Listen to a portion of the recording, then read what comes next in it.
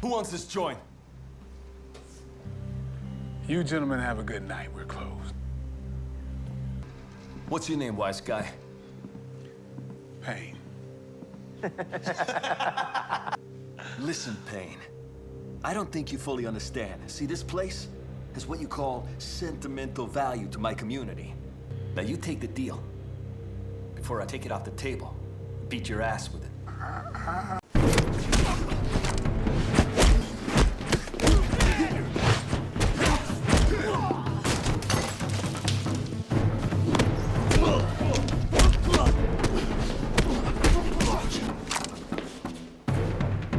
Catch, motherfucker.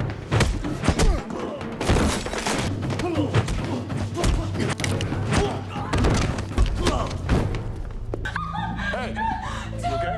Let her go.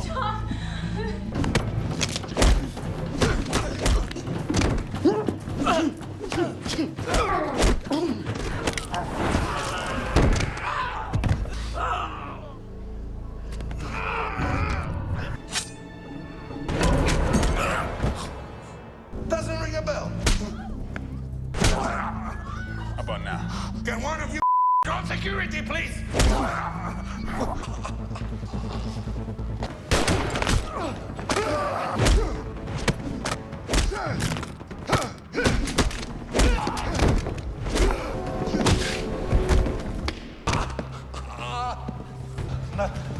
Please. Chauffeur.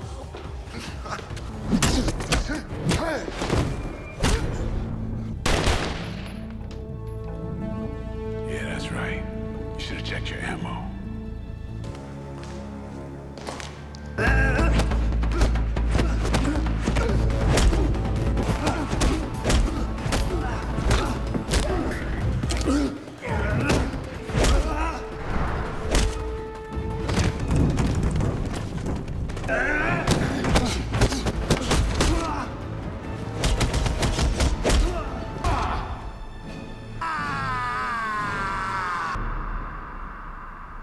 The story begins with two policemen chasing a criminal through the city streets. During the pursuit, one of them, Cody, is shot. The criminal also fires at a nearby civilian before escaping. Cody's partner, Mason, rushes to his side, desperately trying to keep him alive. But Cody knows he won't make it. With his final breath, he tells Mason to find his brother and asks him to protect his wife from a man named Toro. Soon after, we meet John Payne, Cody's elder brother, a former Special Forces soldier now living a quiet life, running a small public place in the suburbs of New York. Just as he's closing up for the night, two strangers arrive, claiming to be businessmen. They offer to buy his place, but John refuses. The conversation quickly turns hostile when they start hurling insults and threats. John stays calm, until one of them makes the mistake of stepping closer.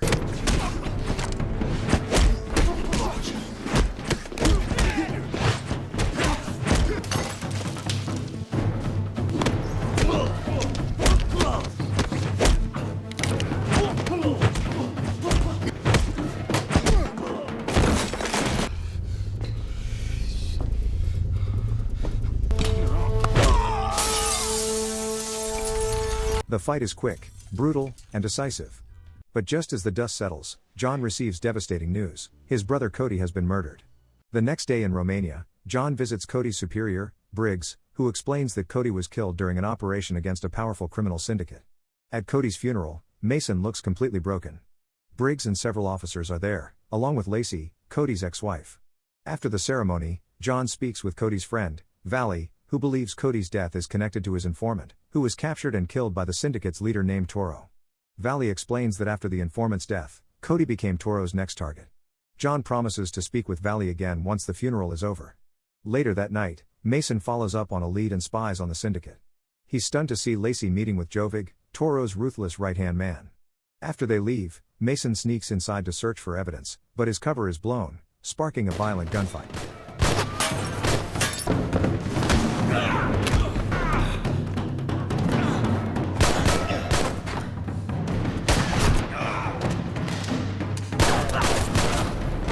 Mason kills all the thugs and then calls Valley, asking him to send in cleaners to take care of the bodies. Moments later, Valley and his family are ambushed by Toro's men.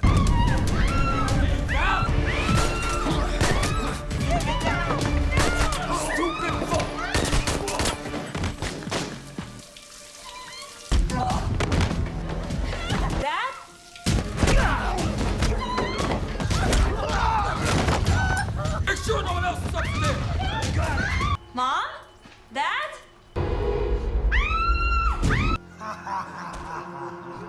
They kill everyone, eliminating anyone connected to Cody's investigation. The next morning, Briggs tells Mason to take some time off from the case.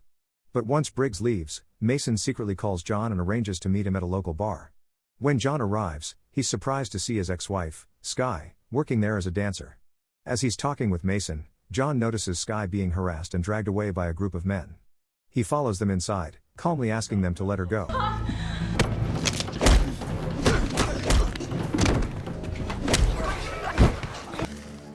Have a nice day.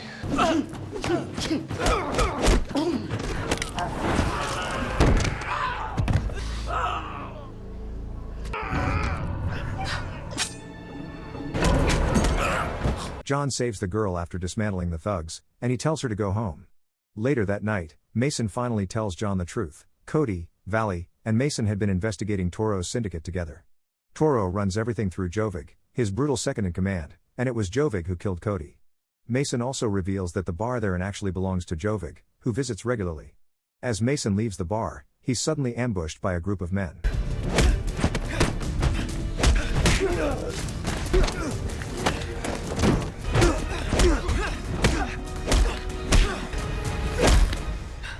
He fights them off fiercely but is hit by a speeding car before they escape. Meanwhile, John goes to Cody's house, searching for clues. Inside, he finds a hidden tape, a cell phone, and a key.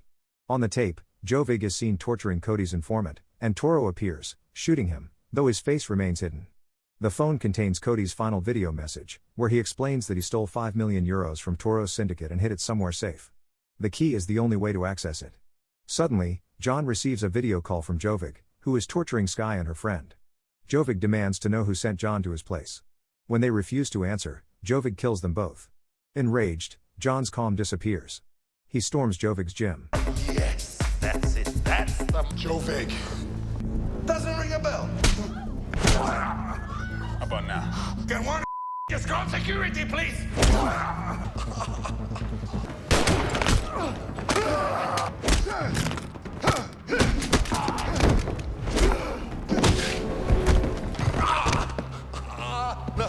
No, please. Shove. After brutally taking down every single man inside, John forces one of Jovic's henchmen to lead him to the office. Jovic fires blindly through the door and accidentally shoots his own man. You must be upset about Skye and Monica. Tough guy, huh? Roll that meat.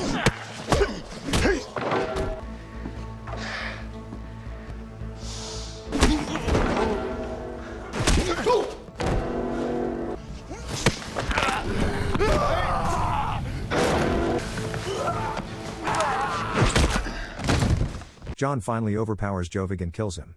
Before dying, Jovic's wounded henchman reveals that only Jovic and Lacey have ever seen Toro's real face. John then finds Lacey and gives her a message to deliver to Toro. He wants to meet him at an old castle, offering to return the €5 million, but only if Toro releases her. Later, John seeks help from Briggs, but Briggs refuses, saying John is just a civilian now. So John turns to Mason. He tells him that they'll have to face Toro alone. Mason agrees, knowing this is their only shot at justice. That night, at the ancient castle, John and Mason prepare for battle, setting traps around the area. Soon, Toro's convoy arrives, and dozens of armed men fan out. Toro steps out, holding Lacey hostage. A fierce firefight erupts. John and Mason fight side by side, cutting down Toro's men one after another. In the middle of the chaos, Toro shoots Lacey. Mason fires back, and the bullet rips off Toro's mask, revealing his true identity. Toro is actually Briggs, Cody and Mason's own superior. Enraged, John and Mason open fire, killing most of Briggs's men. Briggs flees inside the castle, with John chasing him. Inside, Briggs holds John at gunpoint, demanding the money. He fires repeatedly, but nothing happens.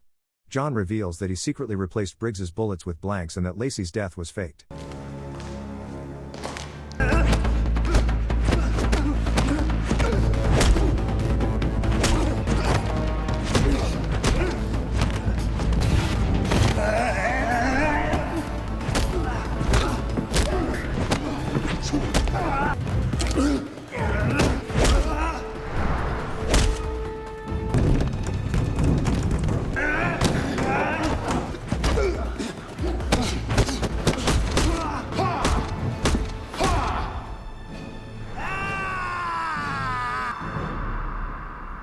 Their fight ends when Briggs is kicked into a pit, falling to his death. Outside, Mason kills Briggs's last remaining henchman, who admits to murdering Valley's family before dying. 3 weeks later, John visits Lacey, who's now living under a new identity, Adenia, using Cody's last name. He leaves her a letter, the safe key, and a suitcase filled with euros. Outside, Mason waits for him. John thanks him, but Mason smiles and says he's the one who should be grateful. He's been promoted to take Briggs's place in the police. The two walk away side by side as the screen fades to black. Subscribe for more dramas like this, and don't forget to like this video, it really helps the channel grow.